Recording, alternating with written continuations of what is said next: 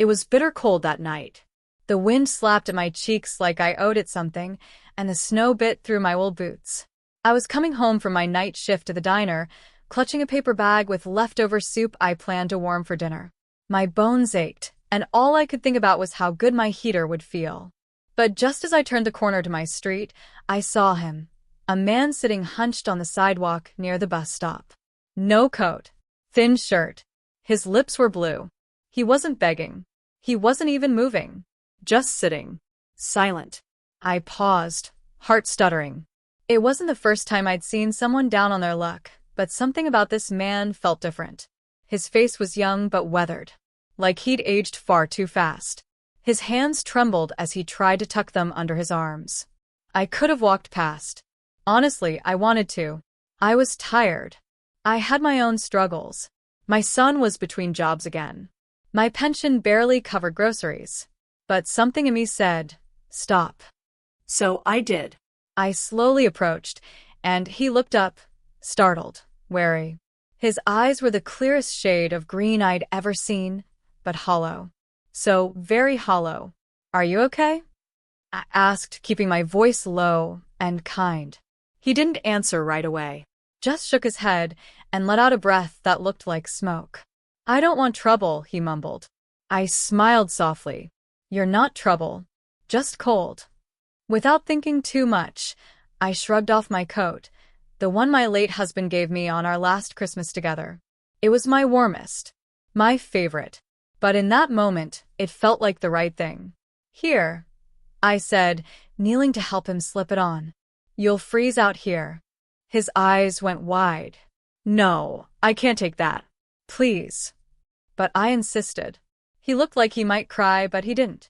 He just pulled it close, nodding once. Thank you, he whispered. That was all. I left the soup too. Then I walked home shivering, both from the cold and something else I couldn't name. I didn't tell my son, Eli. He worried enough. And honestly, I didn't expect to ever see that man again.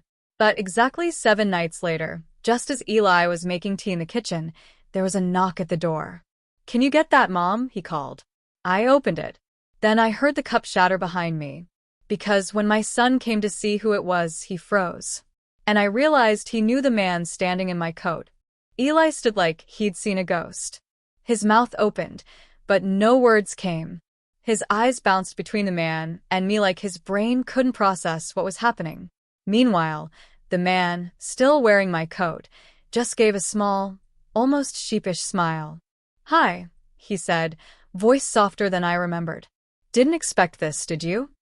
Eli's hands dropped to his sides. No, he muttered. No, I didn't. I stepped back, heart thumping. You two know each other? Neither of them answered right away. There was a strange energy in the room, not hostile, but heavy. The kind that makes your skin tingle with questions. Finally, Eli ran a hand down his face. This is Jordan. Jordan. I looked at him again. The green-eyed man I'd given my coat to, the one who had looked so broken on that frozen sidewalk. But now I saw it. Beneath the stubble and grime. The way he stood. The way he looked at my son. Your friend? I asked carefully. Jordan glanced down. Eli exhaled slowly. He's more than that. My eyes widened. He's the man I was going to marry, Eli said, voice cracking slightly. I stared at him. You never told me. He shook his head. We broke up 3 years ago. I thought he left the city. I thought he was gone. Jordan stepped inside, slowly, like he wasn't sure if he was welcome. I didn't leave the city, he said. I fell apart. After my mom died. After the business collapsed. I lost everything. I didn't want Eli to see me like that. My heart clenched. So you disappeared? I thought I was doing the right thing, Jordan replied. But I made it worse. I let my pride swallow me. Eli said nothing, but his eyes were wet. I could see the war going on inside him. Anger. Confusion. Love. Hurt. And me? I felt like I'd walked into a movie I didn't know I was part of. I had no idea, I whispered. You were sitting out there freezing. I didn't know you were. Jordan smiled weakly. You saved me, Mrs. Carter. You didn't even know who I was, but you gave me warmth. I'd been sleeping under an overpass for days. That night, I was ready to give up. My throat tightened. But your coat, your kindness, it reminded me I wasn't invisible. Eli was trembling now. Jordan turned to him. I didn't come to beg. I just wanted to say thank you. And goodbye, properly. But Eli stepped forward. You idiot, he whispered. You could have come home. Jordan lowered his eyes. I didn't think I deserved it. Then Eli did something I didn't expect. He reached out and pulled Jordan into a tight embrace. And I saw it, the crack in the ice. The moment two broken hearts started to thaw. The kettle on the stove whistled sharply, breaking the silence that followed their embrace. I moved quickly, needing something to do with my hands. Sit down, both of you. I'll make fresh tea. Eli guided Jordan to the couch like he was afraid the man would vanish again if he let go. Jordan looked thinner up close, like the city had worn him down one gust of wind at a time. His cheeks were hollow, his nails were bitten, and that proud spark I remembered in his eyes, because yes, I remembered him now, faintly from Eli's old photos, was flickering like a candle running out of wax.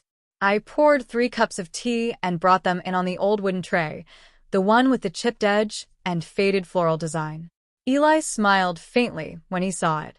Haven't seen this thing in a while. I bring it out for special occasions, I said, settling into the armchair across from them. I'd say this qualifies. Jordan laughed softly, nervously really, and took the cup with both hands like it was sacred. I still can't believe it, he said after a moment. You gave your coat to a stranger. It was freezing, I replied. And you looked like you hadn't been warm in days. He stared into the tea, eyes shining. I hadn't.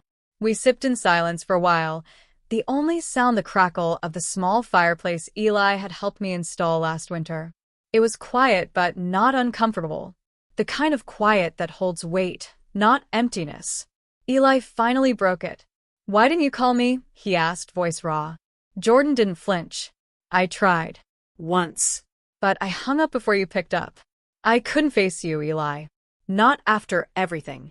You think I would have judged you for being broke? For struggling? No, Jordan said. I thought you'd pity me. Eli's jaw tightened. And you'd rather freeze on the street than be loved with pity? Jordan's hands trembled slightly around the mug. Yes. I leaned forward. Men do foolish things when they feel shame. But shame doesn't mean you have to disappear. Jordan looked up at me, surprised. I've lived 63 winters, I told him. I've seen pride ruin good people. Pride doesn't keep you warm. It doesn't hold your hand when you're dying. And it doesn't tuck you in at night. He blinked fast, and I could see he was fighting back tears. Sometimes, I continued, you need to let someone save you, even if you think you don't deserve it. Eli placed a hand on Jordan's knee. You're not the only one who fell apart, you know. I was a mess after you left. I didn't even tell Mom because I was scared she'd be disappointed in me. I raised a brow. Disappointed? Why would I be disappointed? Eli laughed sadly. Because I couldn't hold on to the one person who made me feel understood. My heart squeezed. Jordan set the cup down and covered his face with his hands. I'm sorry, he whispered. For everything. For leaving. For being a coward. For making you think you weren't enough. Eli reached over and gently pulled Jordan's hands away from his face. Don't say that again. Then, to my quiet amazement, Jordan turned to me. Mrs. Carter, I swear I never stopped loving him. Not for one day. I nodded slowly. Love doesn't have to be perfect, but it does have to be honest. So what now? They looked at each other. Then Jordan shrugged helplessly. I don't know. I'm still technically homeless. Still jobless. Still wearing your coat. I smiled. Then let's start there.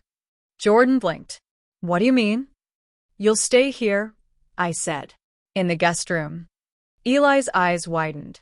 Mom, are you sure? Don't test me, Eli, I said, standing. The sheets are clean. The radiator works. And I won't sleep tonight knowing someone I care about is shivering 2 blocks away.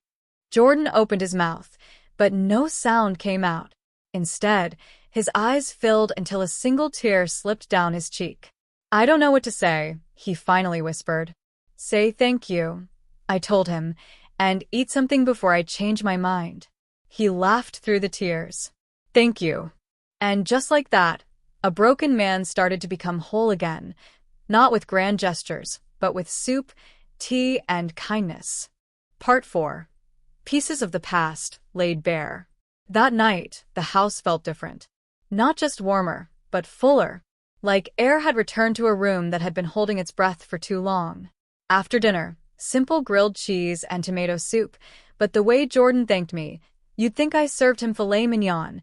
We sat around the tiny kitchen table. The same one where Eli used to do his homework as a boy, legs swinging beneath his chair. The same one where I once sat sobbing with a letter in my hand when my husband passed. Now it bore witness to something else, something healing. Jordan had showered, shaved, and changed into some of Eli's old clothes. He looked human again.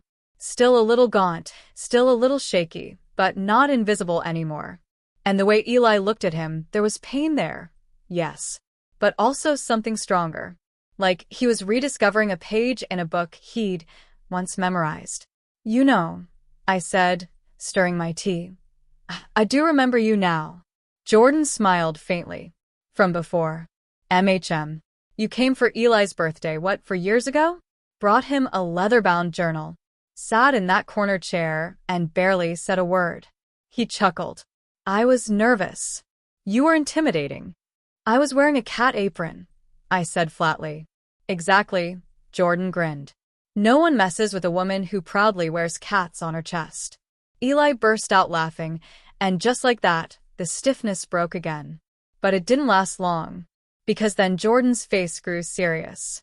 "I owe you both the truth," he said, voice lower now. "You don't owe us anything," Eli replied quickly. "Yes, I do," Jordan said firmly. "Especially you." He took a breath, steadying himself. "After my mom passed, I went into a tailspin. You remember how close we were. I didn't have anyone else. No siblings, no extended family. It was just me. I tried to keep up appearances for a while, but the debt was drowning me. I lost the shop within months. I lied to you, told you I sold it, but it was repossessed. My apartment went next. I was too proud to come to you or anyone else. I kept thinking I could fix it, that if I just held out one more week, one more month, it would turn around. But it didn't," Eli whispered. Jordan shook his head. "It got worse. I started couch hopping. Then I ran out of couches.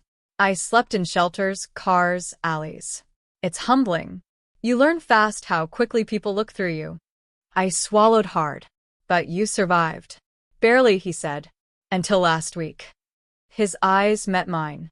I hadn't eaten in 2 days. I was curled up near that bus stop because it was well lit and felt safer. I was honestly thinking of letting go. Just falling asleep and not waking up. He paused. "Then you showed up. Out of nowhere. Like an angel in a parka." I reached over and touched his hand gently. "I'm no angel, Jordan. Just a woman who saw someone hurting and did what any decent person should." He squeezed my hand. Well, it changed everything. Eli looked at him for a long moment. "Why now? Why come here? Why not just take the coat and disappear again?" Jordan exhaled. "Because when I felt warm for the first time in weeks, something clicked. I remembered who I used to be, who I still wanted to be, and most of all, I remembered you. So I found a way. I looked up your old address. I wasn't even sure you'd still live here, but I had to try." Eli blinked fast, then stood and walked to the window. Silence fell, heavy but necessary. "You broke my heart," Eli finally said without turning around. Jordan's face fell. "But I'm glad you came back." Jordan looked up, stunned. Eli turned, eyes shining. "I'm not promising anything. I'm still angry. I still have questions. But I also never stopped missing you." Jordan stood slowly. "I'll earn it back. Whatever it takes." Eli nodded once. "Good.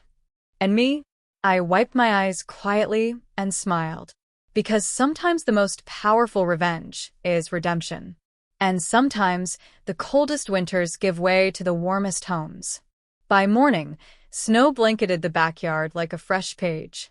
I was in the kitchen early, kneading dough for cinnamon rolls. The soft glow of sunrise spilled in through the frosted window. It was peaceful, the kind of peace I hadn't felt in a long while. But underneath it, a slow swirl of tension lingered, something between hope and caution. Footsteps creaked on the hallway floor. I glanced up as Jordan walked in, hair damp from a shower, wearing one of Eli's old hoodies. He looked more rested, less like a ghost. "Morning," I said. "Smells amazing," he replied with a tired smile. "Sit," I gestured. "You look like you could use some real breakfast. That soup last night doesn't count." He laughed, easing into a chair. "I can't remember the last time I woke up in a bed. I almost forgot what it felt like." I softened. "Well, you're welcome to stay here as long as you need." He blinked. "I don't want to overstay. I know this is a lot." "Jordan," I said firmly, "hospitality isn't about convenience. It's about compassion. And let's be honest, it's not like I have a house full of guests knocking down the door." He chuckled again. "Still, thank you for not treating me like a burden." I placed the dough aside and met his eyes. "You're not a burden. You're just a man trying to find his way again." He looked away for a second, swallowing hard. "I really did love Eli, you know. Still do. I just didn't know how to carry all that pain." "I know," I said. "But running never makes it lighter. It only makes it lonelier." Just then, Eli walked in, rubbing sleep from his eyes. He froze for a second, clearly surprised to see Jordan up so early, but then gave a small nod and poured himself some coffee. We all sat together. Quiet again, but not awkward. There was a rhythm starting to form, like old instruments learning to play in harmony once more. After a few minutes, Eli finally broke the silence. "So, I made a few calls." Jordan looked up. "I talked to a friend of mine who runs a nonprofit downtown. They help people get back on their feet, housing, job prep, counseling, the works." Jordan straightened. You did that for me?" Eli shrugged, trying to play it cool. "You said you wanted to earn back trust. That's step one. Getting stable. Doing the work."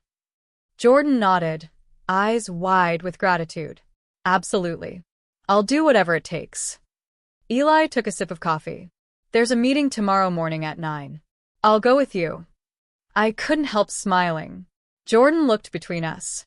"I know I don't deserve this, but I want to be the man who does." "You don't have to be perfect," I said. "Just present. That's how healing begins."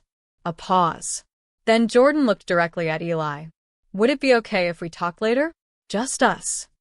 Eli hesitated, then nodded. "Yeah, I think we need that." After breakfast, I left them alone in the living room. I didn't eavesdrop, though part of me wanted to. Instead, I put on my boots and headed to the garden shed to get salt for the walkway. As I scattered it over the steps, I realized something. Healing isn't always loud. Sometimes it's a quiet morning, a soft word, a second chance. When I returned, the living room was silent again. But the way Eli smiled at Jordan? That said enough. That afternoon, I stepped out to run errands, eggs, milk, and a few extra groceries since we suddenly had an extra mouth to feed, and left Eli and Jordan alone for the first time since that unforgettable knock at the door. When I returned, the house was quiet, but not tense. A different kind of stillness, like two people had finally said what needed to be said.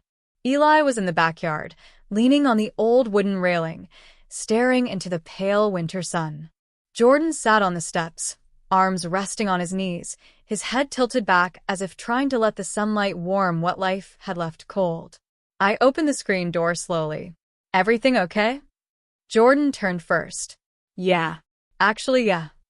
Eli looked at me and smiled. "We talked." I nodded. "And we talked about everything," he said, voice low. "About the pain, the silence, what we lost, and what we didn't lose," Jordan added. I stepped out, wrapped in my sweater. "Want to share with an old lady? Or is this a two-man story?" Eli chuckled and waved me over. You're the reason we're even having this conversation. Sit down. I did, gently lowering myself onto the edge of the steps beside them. Jordan took a deep breath. I told him the truth. About the pills. About how bad it got after my mom died. My head turned sharply. You were using? He nodded slowly. Nothing hard, but enough to numb myself. It started with sleep meds, then painkillers from a back injury, and then I wasn't taking them for pain anymore. I was taking them to not feel. Eli said nothing, just stared at his hands. But I've been clean for 5 months now, Jordan said, eyes locking with mine. That night you gave me the coat? I was on the edge. Your kindness, it stopped me from falling. I swallowed hard, eyes stinging. I had no idea. You weren't supposed to, Jordan said. I'd built a wall so high even I couldn't see over it anymore. Eli finally looked up. I asked him what he wanted now. Like, really wanted. And I asked gently. Jordan turned toward Eli. I told him I want to rebuild. Not just us, though yes, I still love him. But me. My life. I want to stop being the version of myself that vanished 3 years ago. And I told him, Eli said slowly, that I'd walk with him, but not carry him. I looked between them and felt something shift inside me. This wasn't just a reunion. This was a reckoning. A real one. You both have changed, I said. That's a good thing. Love without growth is just nostalgia. Jordan smiled faintly. That sounds like something from a book. It's something from a hard life, I said. We sat together in the cold, letting the sun brush against our skin like a quiet blessing. No one spoke for a while. There was no need. Then Jordan said something I wasn't expecting. I want to go back to work. I want to earn again. Fix things. Build things. Eli's brows raised. What kind of work? Jordan shrugged. Anything really. I just want to feel useful again. I looked at him. I might know someone. My neighbor's brother runs a repair shop. He's always complaining he can't find reliable help. I'll ask. Jordan's mouth dropped open slightly. You do that for me? I gave you my coat, didn't I? I teased. I'm not going to stop there. He laughed, a real laugh this time. Not hollow. Not forced. Real. Eli smiled too. And in that moment I knew this wasn't just a healing of 2 men. It was the rebuilding of a future. The next morning I made the call. Bill Harper, my neighbor's brother, ran a repair shop on the edge of town, mostly home appliances, some electricals, a little bit of everything. Gruff voice, big heart, always had a toothpick in his mouth. I'd known him 20 years, and I knew he wasn't the type to sugarcoat. Reliable, he barked through the line. If your guy shows up on time, doesn't steal, and knows how to hold a screwdriver without poking his eye out, I'll give him a shot. His name is Jordan, I said. He's got hands that know what they're doing. He's just had a rough few years. He grunted. Haven't we all? Then he gave me the address. Tell him to be there Monday at 8 sharp. No promises. Trial week. If he flakes once, he's out. I thanked him and hung up. When I told Jordan, he stared at me like I'd handed him the moon. Why? He asked softly. Why are you doing this? I placed the phone down and looked him in the eyes. Because when people fall, it's not our job to step over them. It's to help them stand. You're trying, Jordan. That's all I need to see. His eyes turned glassy, but he nodded. I won't waste it. I swear. Eli stood by the kitchen doorway, silent. Watching. Processing. Later that evening, after Jordan went out for a walk, just to breathe fresh air, he said, Eli and I sat by the fire. He's different, Eli said quietly, staring into the flames. I glanced over. You still love him. I do, he said. But I'm afraid. Of what? That I'll get close again and lose him again. I nodded slowly. That fear? It's not weakness. It means your heart is still alive. Still hopeful. He sighed. I want to believe him. He's trying. But a part of me still remembers what it felt like to wait by the phone. To cry into my pillow and lie to my friends, saying I was fine. You're allowed to remember the pain, I said. But don't let it become the only thing you carry forward. He looked at me with a deep kind of ache. What if he disappears again? Then you'll survive, I said. Because you already did once. And this time, you'll know it wasn't your fault. He reached over and took my hand. You're wiser than you let on, Mom. I smiled. That's because I let life teach me the hard way. He chuckled, eyes misty. We sat in the warmth of the fire, the quiet crackling like background music to the emotions simmering beneath our words. No yelling, no drama, just truth, just healing.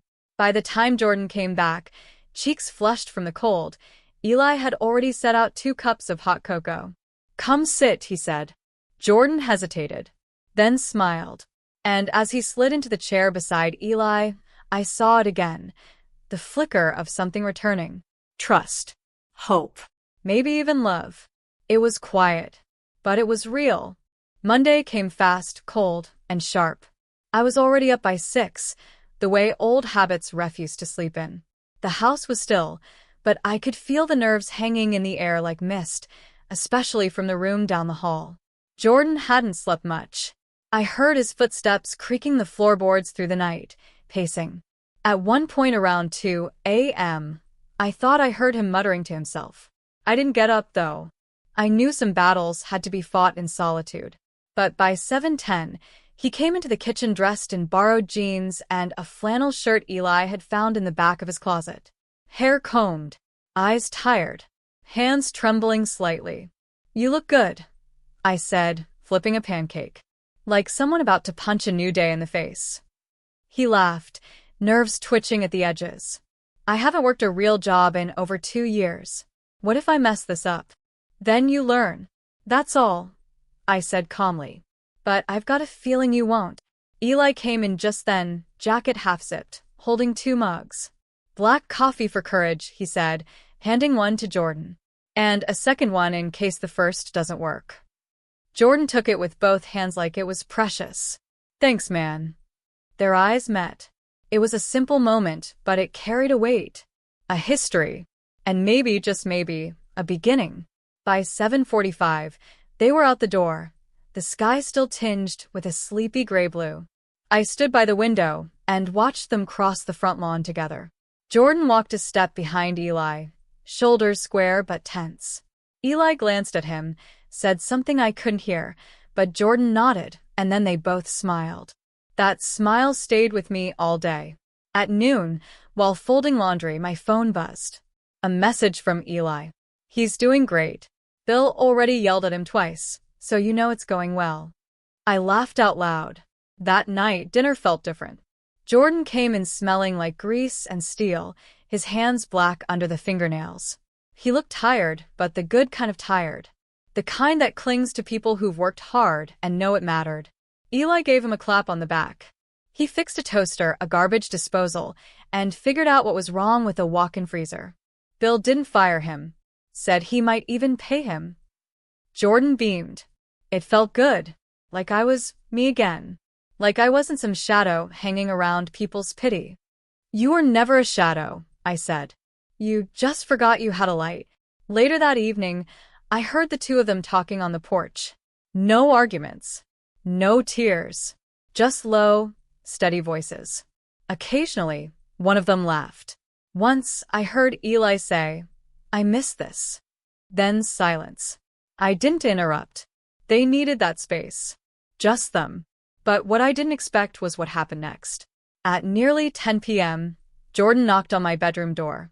I opened it, surprised. Everything all right? I asked. He looked nervous. Hopeful. A little flushed. I wanted to say thank you.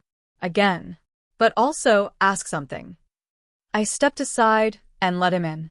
He stood there for a second, then said quietly, Do you think people can really change? Like, not just get better for a bit, but fully become someone new? I nodded slowly. Yes. But only if they stop trying to be who they were. Growth doesn't mean becoming perfect. It means becoming different. More honest. More human. Jordan looked down. I want that. Not just for Eli. For me. You're already on the way, I said. The fact you're asking? That tells me everything. He looked up, tears at the edges of his eyes. "You gave me more than your coat, Mrs. Carter. You gave me a door back to my life." I smiled gently. "Well, just don't forget to take your boots off when you walk through it." He laughed, and this time, it wasn't tinted with sorrow. As he turned to leave, he paused at the door. "Oh, one more thing." "Yes. I want to repay you. Someday. I don't know how, but I will." I tilted my head. "You already are, Jordan." And when he left, I sat in the quiet for a while, thinking. Redemption doesn't knock loudly. It whispers. It arrives when a broken man fixes a toaster, when a stubborn son softens, when a home, once silent, starts to breathe again. And all of it because of a single coat. 2 weeks passed like a gentle tide, slow but purposeful. Jordan kept showing up for work at Bill's shop, and every day he came home a little more grounded, a little more steady. The shadows under his eyes began to lift. His laughter grew fuller. His posture, once hunched from invisible weight, now held shape again, as if dignity had finally come home to live in his bones. Eli watched him carefully. I saw it in the way he offered second helpings at dinner, or how his gaze lingered when Jordan talked about rewiring an old heater. There was hope in Eli again, but guarded hope, the kind that's been burned before, and still wears its scars like armor. And Jordan never rushed him. He didn't force apologies or push for resolution. He simply stayed. He showed up, again and again, like rain slowly softening dry soil. But the turning point, the one none of us saw coming, came on a quiet Sunday afternoon. It started with a knock at the door.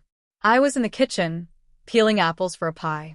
Eli was fixing the leaky faucet, and Jordan was outside trimming the hedges, sleeves rolled up, hands stained with grass and earth. The knock was soft, hesitant. I wiped my hands and opened it. There stood a woman, mid-30s, well-dressed, with tired eyes and a nervous smile. "Can I help you?" I asked. She looked past me, then back. I hope so. I'm looking for Jordan Hayes." I blinked, stepping back. "Who should I say is asking?" She took a breath. "My name's Lucy. I'm his sister." Everything stopped for a moment. I stared at her. Jordan never mentioned a sister. "I know," she said softly. "We were estranged for years. After our mom died, things got bad. We fought. I didn't know how to help him, and he didn't want help. He cut everyone off. But I heard he was alive. I heard from someone at the shelter that he'd been seen, then someone else told me a woman gave him a coat. That's when I started asking around. I need to see him." I was still reeling when Jordan came around the side of the house, raking leaves. He looked up and froze in place. Lucy's eyes filled immediately. "Jordan." He didn't move for a second. Didn't speak. Then, quietly, he dropped the rake and walked over. "Lucy," he said, his voice barely more than breath. She ran into his arms.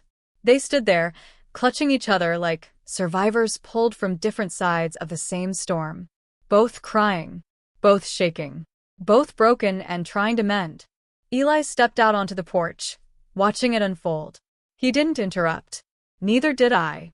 Later, inside the house, over hot tea, Lucy told us everything. She'd looked for him for over a year. Checked hospitals, shelters, old addresses. She'd even tried putting up flyers once. But Jordan had been lost by choice, and finding him was like chasing fog.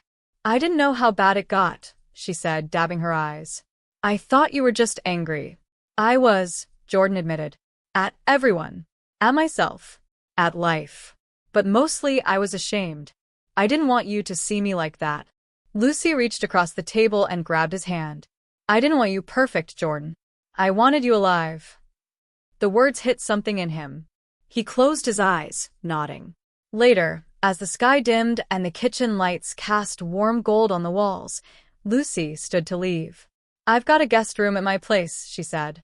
"I live just 2 towns over now. Quiet neighborhood. Safe.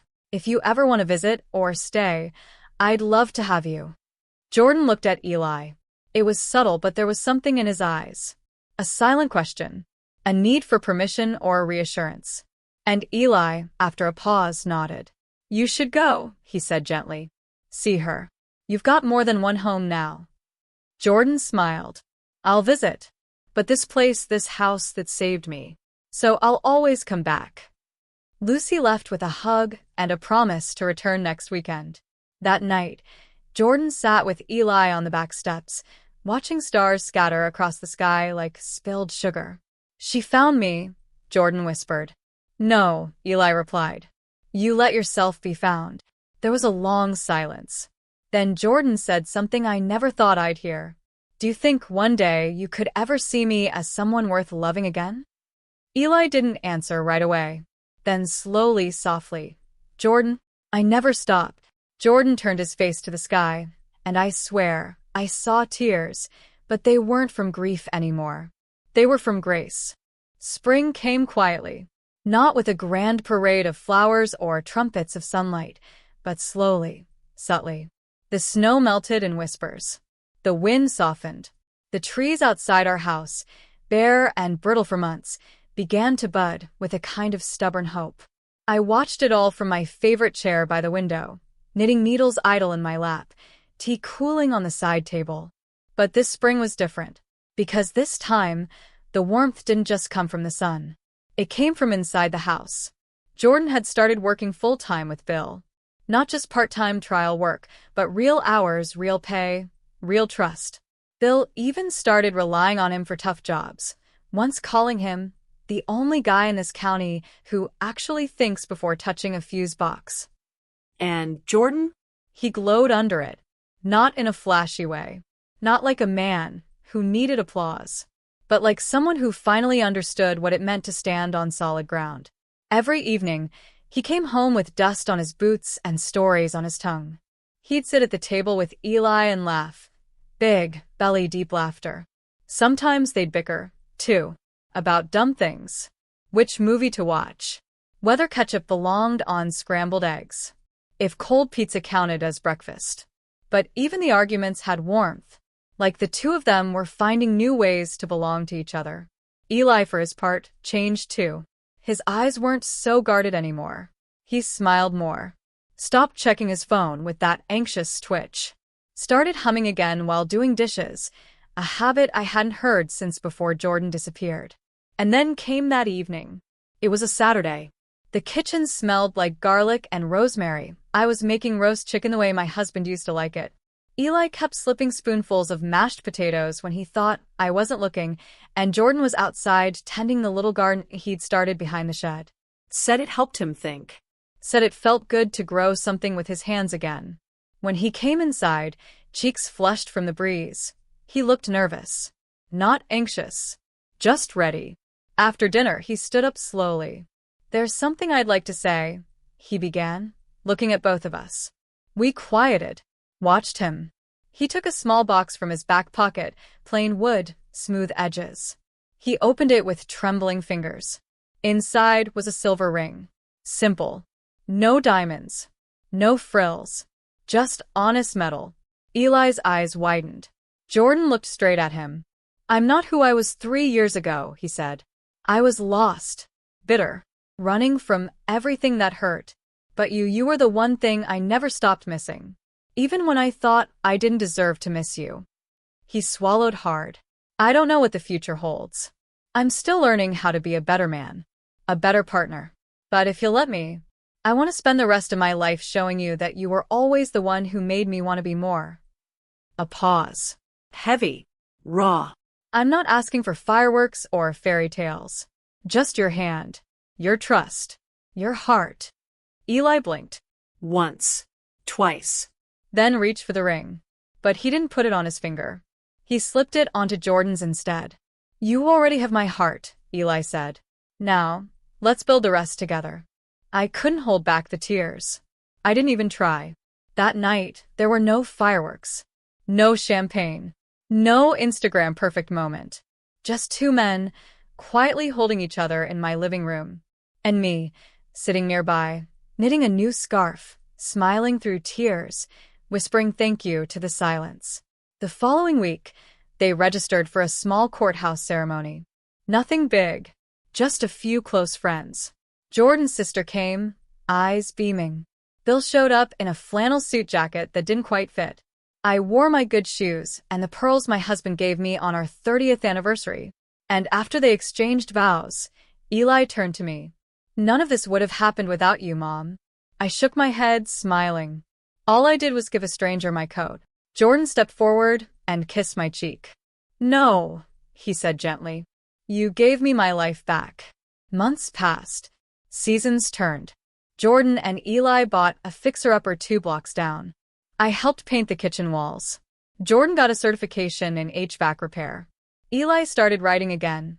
Essays, short stories, the kind he used to dream about before heartbreak stole his pen.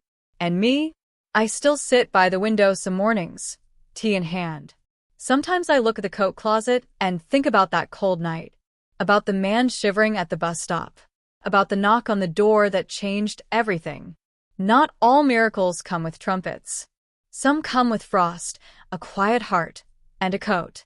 And they remind you, the smallest act of kindness can rewrite a lifetime.